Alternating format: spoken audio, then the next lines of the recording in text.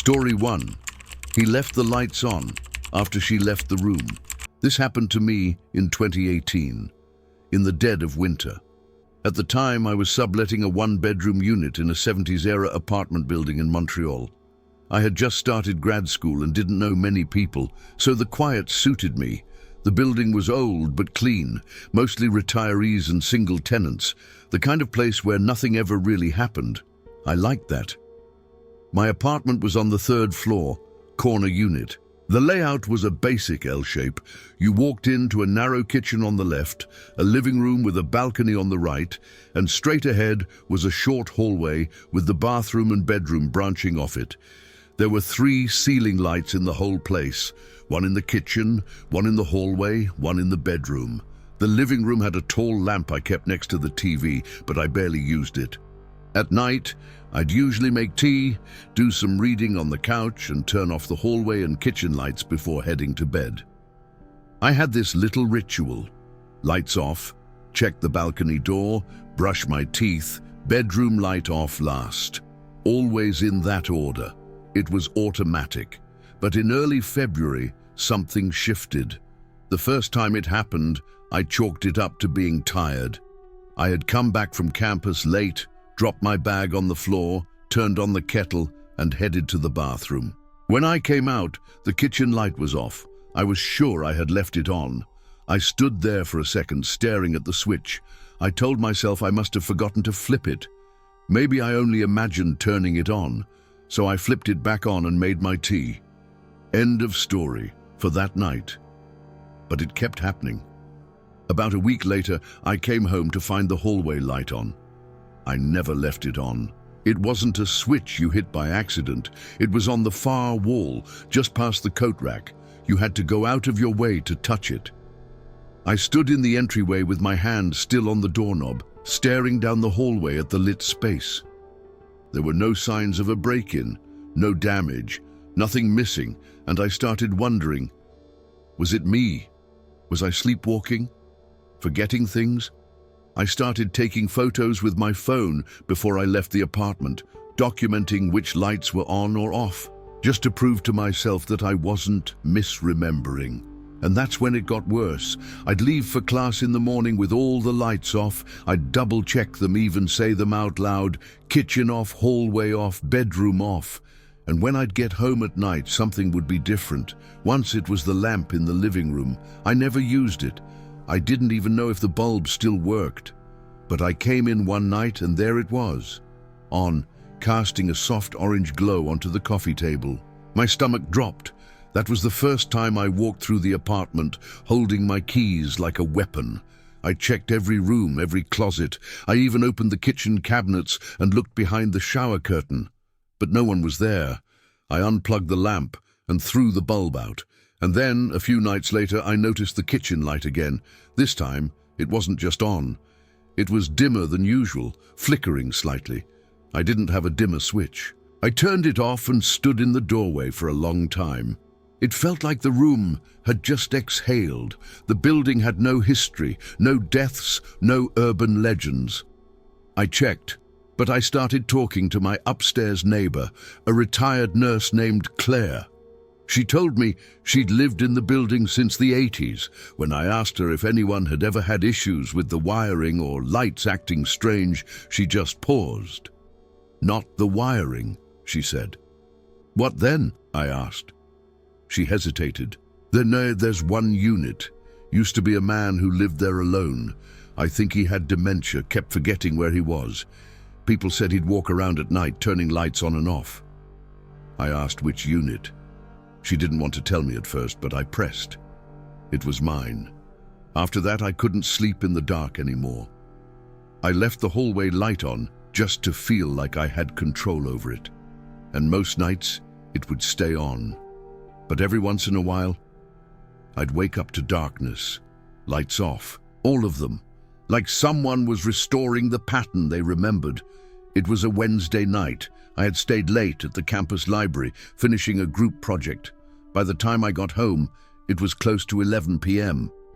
I opened the front door, stepped inside, and immediately stopped. The bedroom light was on. That made no sense. I always turned that light off, especially in winter. I was paranoid about electricity bills. I stood in the doorway staring at it.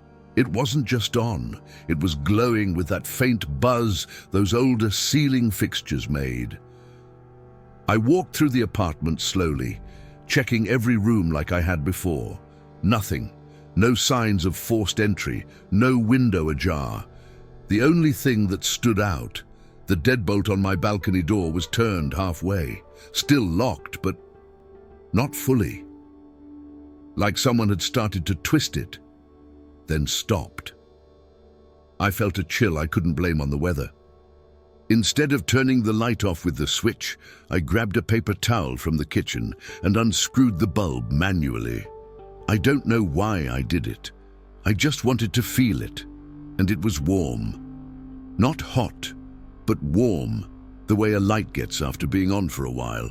I held it in the paper towel, staring at the bare socket above me. I hadn't turned it on, and I hadn't been home. That night I stayed in the living room. I didn't sleep. I sat on the couch with my laptop open, headphones off, phone fully charged. Every sound made me flinch. At around 2:17 a.m., the bathroom light turned on. I heard the click, saw the light spill under the hallway door. I sat there frozen. Then the light went off again. I didn't move for a long time. Eventually I got up and opened the hallway door. Everything was off. Silent. I went to the bathroom and flipped the light on. It flickered, then came to life. On the sink was the paper towel I had used earlier, but it wasn't in the trash. It was neatly folded. A few weeks after that night, I decided to move. I couldn't take the uncertainty anymore. But before I left, the super came in to do a pre-inspection. As he was checking the water pressure in the bathroom, I mentioned the cold draft I kept feeling near the mirror. He nodded, pulled it off the wall, and froze. Behind the mirror was a small square of missing drywall. It had been cut out with a box cutter, clean edges. Inside, where the insulation should have been, was a small cavity. Inside that cavity, a crushed box of protein bars, 2 disposable gloves, a folded pair of socks, a small roll of duct tape, and a receipt for a hardware store dated 6 months ago. He didn't say much, just looked at me and said, "This shouldn't be here." The police came, took photos, said it might have been from an old maintenance job, but they looked uncomfortable when they said it. One officer asked if I had noticed anything strange with the wiring. I said yes, the lights. He didn't respond to that, just wrote something in his notebook. I moved out 2 days later. The building never followed up. No investigation, no charges. But 2 months after I left, I got a text from a girl who had taken the lease after me. She wrote, "Hey, sorry to bother you. Did you ever have any issues with the light switches not working right? Like someone else was using them?" I didn't reply. I didn't want to know what she meant. I just blocked the number. But to this day, I wonder not who was watching me, but where he was watching from. Story 2. The same voice in every crowd. This happened to me in 2019 when I was living in downtown Toronto. At the time, I worked freelance editing gigs, mostly from cafes and co-working spaces. I lived alone in a converted bachelor unit on the 7th floor of a glass and steel high-rise, the kind with paper-thin walls and an ever-present hum from the HVAC system. It was a quiet building, and I liked the solitude. It helped me focus. One afternoon in early October, I was working from my usual spot at a cafe near Spadina and Queen. White noise, milk steamers, chairs scraping tile, a baby crying somewhere behind me, someone laughing too loud at nothing. I had my earbuds in, but paused my music as I reviewed a transcript. That's when I heard it. A man's voice, close, almost conversational, not raised, said, "Don't forget this moment." I looked up. No one was speaking directly to me. No heads turned, no reaction. It wasn't a scary voice, just ordinary, calm, measured. I assumed I'd misheard someone at the next table and went back to work. The next time I heard it, I was at the crosswalk outside the Eaton Centre. It was louder this time, not shouting, just clear, like someone standing right behind me. Don't forget this moment. I turned around fast. The people around me didn't react. No one was looking at me. A guy next to me was watching a TikTok on full volume. A woman beside him was yelling into her phone. There was no obvious source. The third time was what made me take it seriously. I was on the subway, packed train, hot air, fluorescent lights flickering. The kind of silence that builds not from quiet, but from everyone avoiding eye contact. Just as we pulled into Bloor Station, the voice came again. Don't forget this moment. This time, it was unmistakable. It was spoken directly into my left ear. I felt the warmth of breath, not imagined, not ambient, physical. I yanked out my earbuds and spun around. No one was behind me, just the back of a man in a green parka, standing perfectly still, facing the train door. I got off 3 stops early. I needed air. That night, I told myself it was stress, sleep deprivation, maybe an echo from a podcast or YouTube video I'd left running earlier, but the voice kept coming, at crosswalks, on escalators, in crowded food courts. Always the same sentence, always the same tone, male, slight rasp, mid-30s maybe. I tried recording it on my phone, but the playback was always filled with ambient noise, nothing distinct, nothing I could prove. I mentioned it to a friend during a video call. He laughed it off. You probably heard someone say it once, and now your brain's pattern matching. I wanted to believe him, but he hadn't heard it. Not the way I did. It wasn't just auditory. It was placed.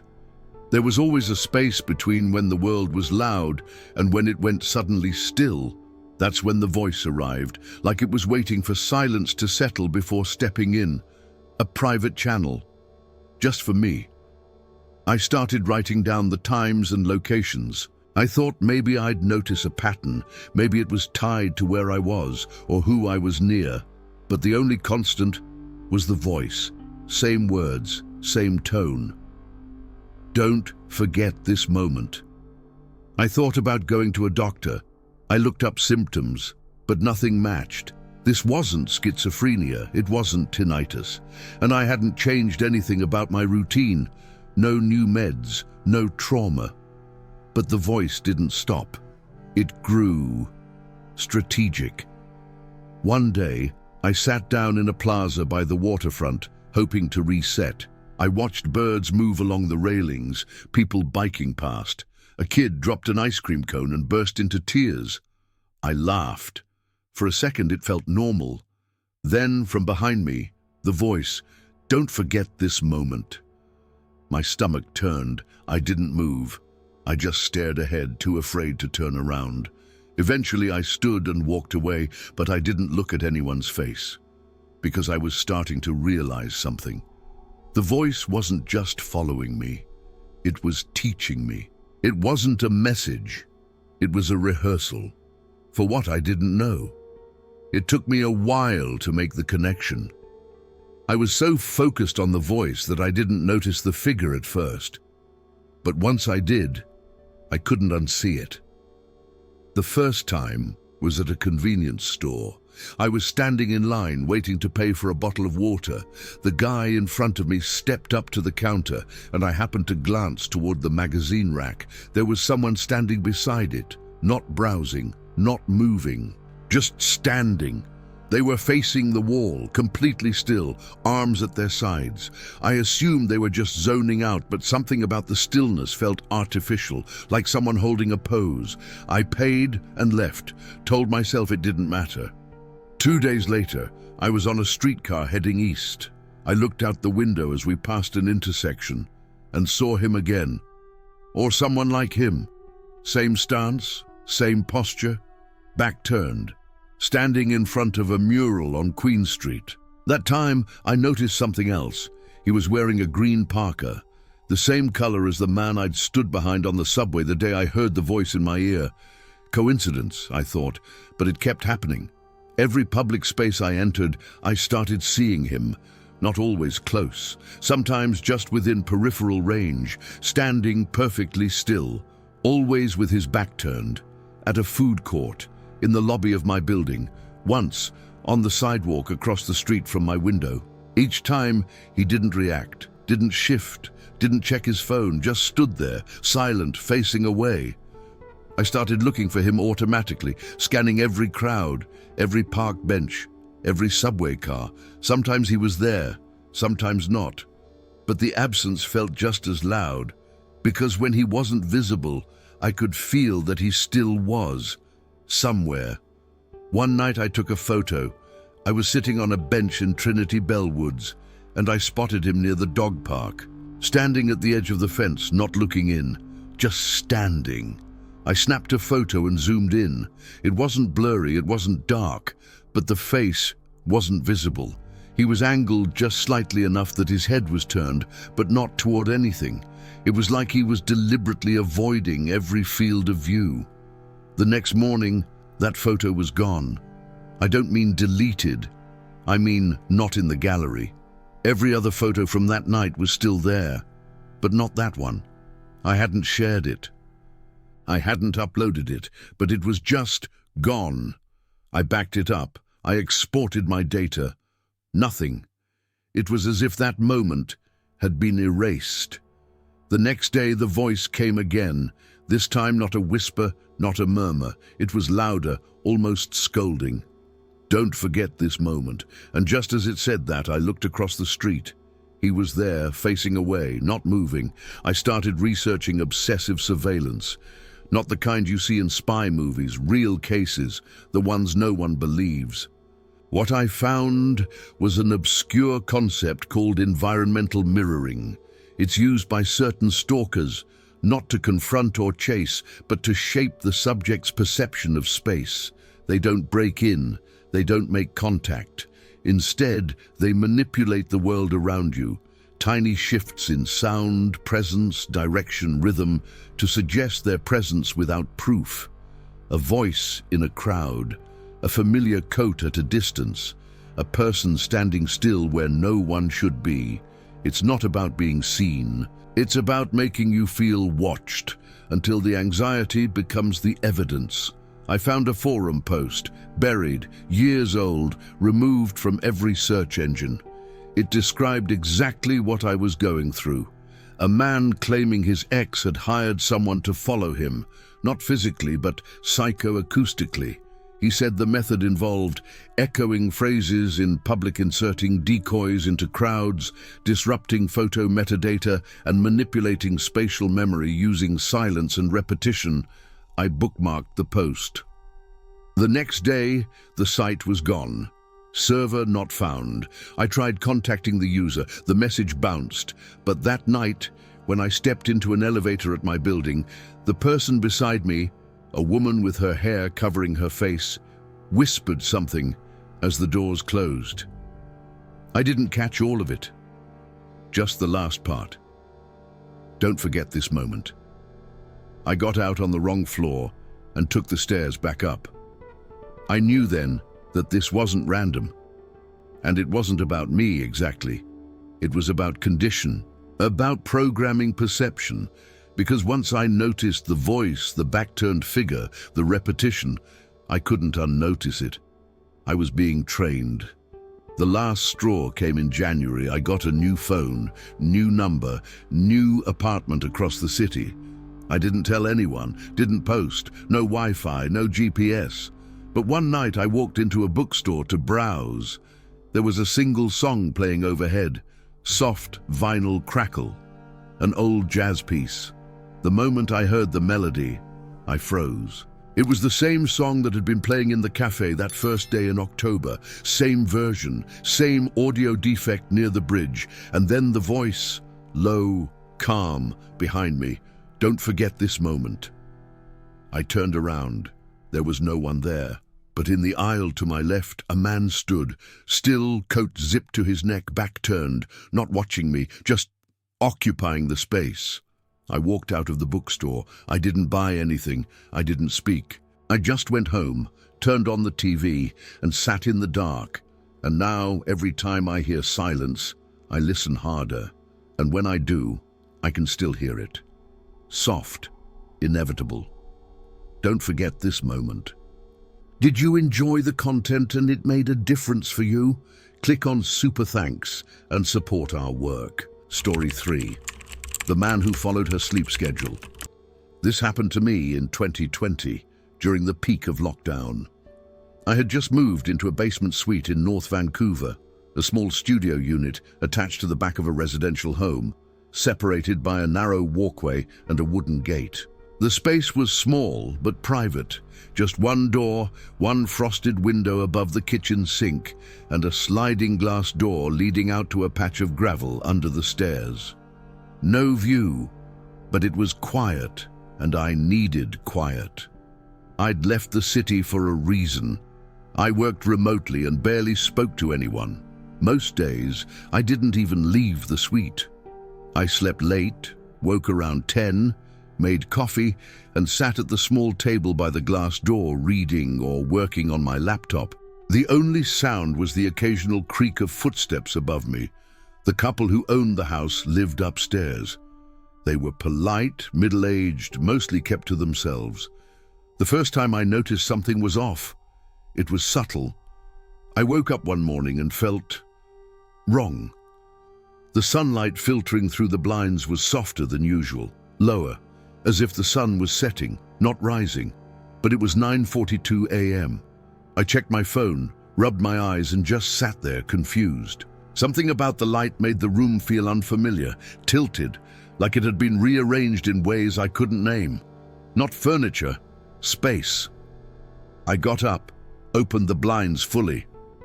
Outside, the gravel path was undisturbed, no footprints, no signs of movement. But I couldn't shake the feeling that the world had reset overnight in some small way. The next day, I woke again with the same feeling. This time, the bedside lamp was unplugged. I never unplug it. The cord was looped in a way I wouldn't have done, tucked neatly behind the nightstand, almost too tidy. I didn't panic. I just plugged it back in, stared at it for a while, and went on with my day. But I started locking the sliding door more carefully. That night, I had trouble falling asleep. Around 3 a.m., I finally drifted off. When I woke the next morning, the bedroom window, the narrow one above my bed, was cracked open. Only slightly. An inch, maybe. But I never opened it. I'd taped the screen down when I first moved in to keep the spiders out. I stood on my bed and pushed it shut. The screen wasn't torn, just loosened, as if someone had peeled it up gently and pressed it back into place. I stared at the window frame for a long time, and a thought came into my head, uninvited. What if someone waits until I'm asleep, not to break in, but to observe, to learn? I didn't call the police. I didn't tell the couple upstairs. I didn't want to sound paranoid. Nothing had been taken, nothing was broken. But I started setting small traps, not security cameras, not alarms, just simple indicators.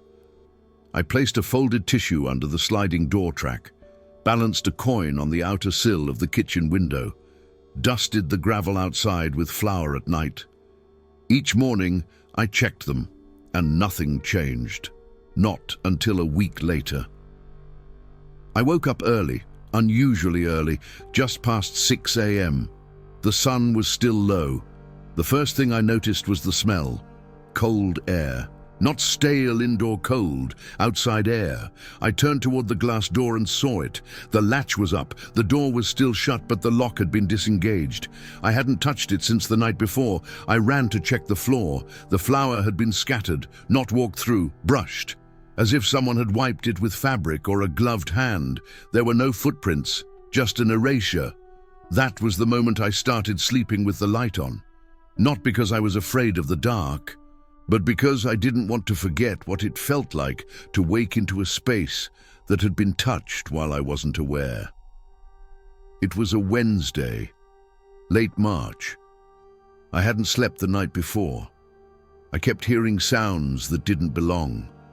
A thud against the wall, a metallic clink, something soft brushing the door. So I tried something. Around 2 p.m., I lay down on the bed and shut my eyes. But I didn't sleep.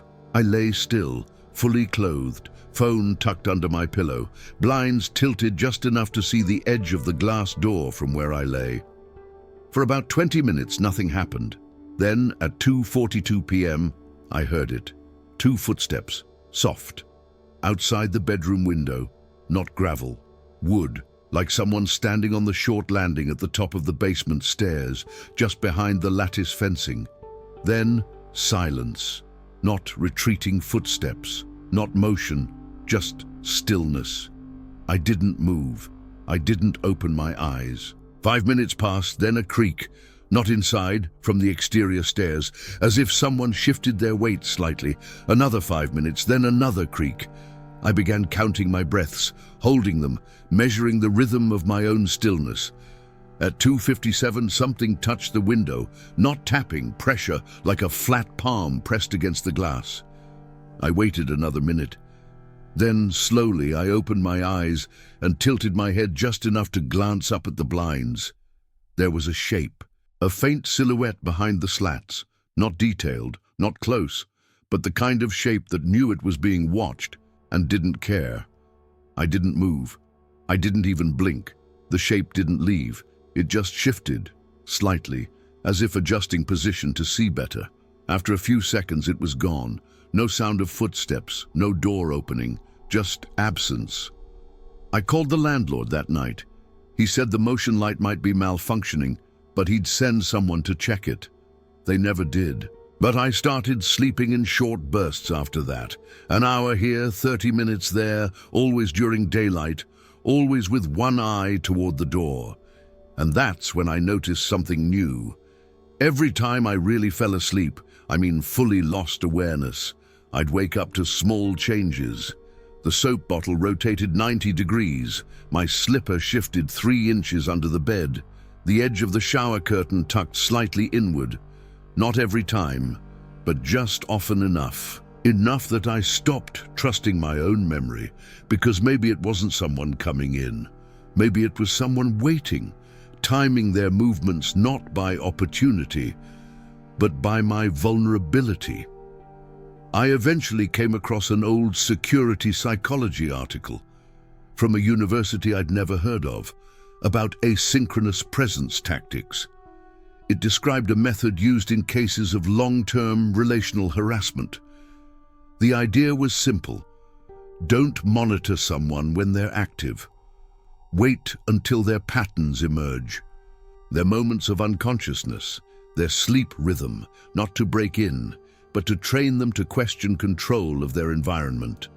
One case described a stalker who learned his subject's REM intervals and would subtly shift small objects around her space only during specific phases of sleep, relying on her partial awakenings to instill dread. He never touched her, never even crossed the threshold. But over time, she came to believe the space no longer belonged to her. I felt that. The final incident confirmed it. It was a Sunday, rainy, grey. I had been up for 2 nights straight and finally passed out around 4 a.m. I woke at 7:12 a.m. to complete silence. Not the quiet of sleep, the muted silence.